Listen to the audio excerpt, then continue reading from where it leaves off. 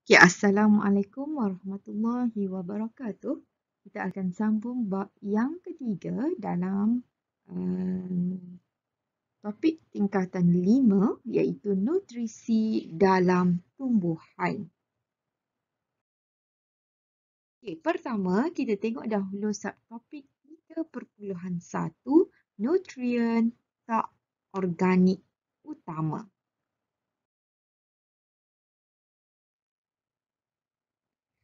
Okey, makronutrien dan mikronutrien yang diperlukan oleh tumbuhan. Okey, apa itu nutrien? Nutrien tu apa yang diperlukan oleh tumbuhan? Kalau kita, nutrien kita macam karbohidrat, kan? Protein. Okey, kalau tumbuhan, dia ada juga macam tu. So, nutrien dalam tumbuhan ini dibahagikan mengikut kuantiti yang diperlukan. Okey, sekiranya ia diperlukan dalam kuantiti yang banyak, yang lebih, okay, so kita kategorikan sebagai makronutrien. Okay. Dan satu lagi adalah mikronutrien. Okay, makronutrien contohnya karbon, hidrogen, oksigen. Ini adalah makronutrien utama. Okay. Ini makronutrien utama yang kita boleh dapati di udara, air dan juga di dalam tanah. Okay. Yang lain ini adalah makronutrien juga bagi tumbuhan. Okay. Dan setiap satu ini ada dia punya fungsi masing-masing. So, bila dia ada fungsi, bermaksud kalau ia tiada, ia akan memberi kesan kepada tumbuhan tersebut. Sama juga dengan mikronutrien. Setiap satunya mempunyai fungsi yang tersendiri. Dan sekiranya kurang, nutrien tersebut kurang dalam tumbuhan, ia akan menjejaskan tumbuhan tersebut. Okey. Okey. Sekarang kita tengok makronutrien dan mikronutrien yang diperlukan oleh tumbuhan. Yang ni cikgu cakap tadi lah kan. 3 makronutrien utama. So, nutrien-nutrien ini membentuk sebahagian besar jisim kering kebanyakan tumbuhan. Oleh itu, kekurangan nutrien ini jarang-jarang dialami oleh tumbuhan. So, kalau berlaku, ia akan memberi kesan kepada tumbuhan tersebut. Nutrien selebihnya diambil dalam bentuk garam mineral yang larut di dalam tanah melalui pembajaan. Kalau tadi 3 makronutrien utama ini, okay, mudah didapati daripada udara, air dan dalam tanah. Nutrien selebihnya diambil dalam bentuk garam mineral yang larutlah, okay, ataupun melalui pembajaan. Okay. Seterusnya, kita tengok fungsi dan kesan kekurangan makronutrien. Okay, karbon, oksigen, hidrogen. Fungsinya, ia adalah komponen penting dalam kitar karbon dan kitar oksigen, merupakan komponen dalam semua sebatian organik tumbuhan dan komponen penting dalam mensintesis gula.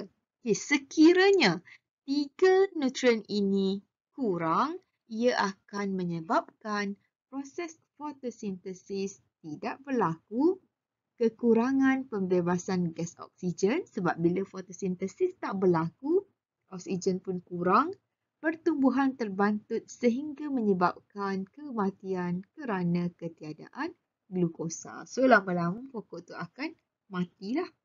Okey. Seterusnya, nitrogen. Nitrogen memberi warna hijau kepada tumbuhan melalui pembentukan klorofil. Okay. Komponen utama protein asid nukleik dan enzim-enzim dalam fotosintesis dan respirasi. Okay, itu komponen utama dalam nitrogen lah. Okay, sekiranya nitrogen ini kurang, ia akan menyebabkan daun mengalami klorosis di mana kita akan nampak daun menguning. Okay, daun sebelah bawah akan gugur, jatuh ke tanah. Proses sintesis protein juga akan terjejas sebab kita ingat protein daripada nitrogen. So, bila sintesis protein terjejas, pertumbuhan akan terbantut. Okey, seterusnya, kalium. Kalium ini penting untuk mensintesis protein dan metabolisme karbohidrat. Okay, ia sebagai kofaktor bagi beberapa enzim, pasangan bagi beberapa enzim, membantu mengekalkan kesegahan tumbuhan. Yang ni biasanya dalam baja kan, kalium. Okay. Kesan kekurangan kalium ini menyebabkan sintesis protein terjejas, sisi daun berwarna kuning, kematian tumbuhan pramatang. So, mati jugalah kan. Makronutrien ni benda yang asas yang diperlukan dalam tumbuhan. So, biasanya kalau tak ada bahan nutrien-nutrien asas ini, kesan kekurangannya adalah tumbuhan akan mati. Okey, seterusnya, kalsium. Kalsium merupakan komponen utama lamela. Lamela tengah. Okey, tengok balik struktur daun, lamela tengah. Dinding sel dan gentian gelendong semasa pembahagian sel. So, ini komponen utama dia, kalsium. So, bila kesan kekurangan kalsium ini akan menyebabkan pertumbuhan terbantut, daun yang terherot dan bercuping, bahagian di antara urat daun menjadi kuning. Kalau kita tengok bahagian mana yang kuning, so kita boleh detect. Adakah di bahagian urat daun, di bahagian kiri tepi daun ataupun keseluruhan daun. Okay. Magnesium. Magnesium merupakan komponen utama struktur molekul klorofil, mengaktifkan beberapa enzim tumbuhan. Magnesium juga terlibat dalam metabolisme karbohidrat. So, kekurangan magnesium menyebabkan bahagian di antara urat daun matang menjadi kuning, bintik merah. So, bintik merah pada permukaan daun dan daun jadi bercuping. So, kalau nampak bintik merah pada permukaan daun, mungkin ia disebabkan oleh kekurangan magnesium. Okey, seterusnya, fosforus. Fungsinya adalah mensintesis asid nukleik, adenosina trifosfat ATP dan fosfolipid dalam membran plasma. Okay, fosforus juga bertindak sebagai koenzim dalam fotosintesis dan respirasi. Okay. Kekurangan fosforus akan menyebabkan pertumbuhan akar tidak sihat, pembentukan daun yang berwarna hijau tua dan pudar, so daun tersebut nampak tak sihat lah. Bintik merah atau ungu kelihatan pada daun tua. So itu petanda yang menunjukkan tumbuhan tersebut kekurangan fosforus. Okay, makronutrien yang terakhir adalah sulfur. Okay.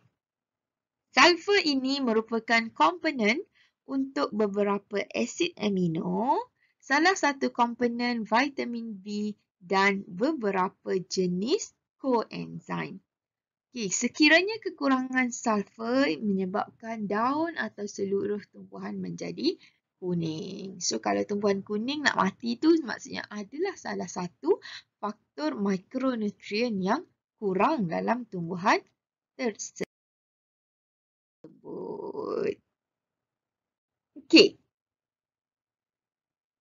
Kita juga ada sebelum kita tengok larutan kultur knob, sebenarnya kita ada mikronutrien, fungsi dia dan kesan kekurangannya. Okey, yang tu kamu boleh tengok buku teks muka surat 62. Okey. Ada dalam muka surat 62 tu sama yang macam cikgu terangkan tadi juga.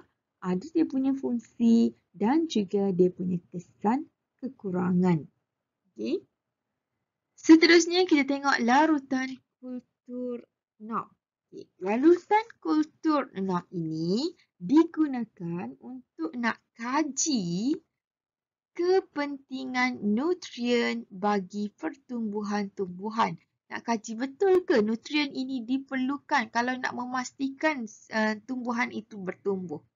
Okey. So, larutan kultur yang dikenali sebagai larutan kultur NOP mengandungi semua nutrien termasuk unsur sirih yang diperlukan oleh tumbuhan oleh tumbuhan untuk hidup sihat. Okey. Unsur sirih tu unsur-unsur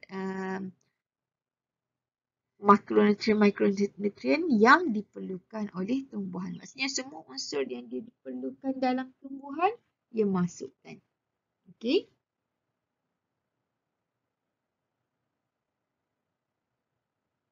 Larutan kultur yang lengkap telah disediakan oleh seorang ahli kimia yang namanya Wilhelm Knopp pada tahun 1859. So, sebab itulah larutan kultur Knopp, sebab dia yang buat.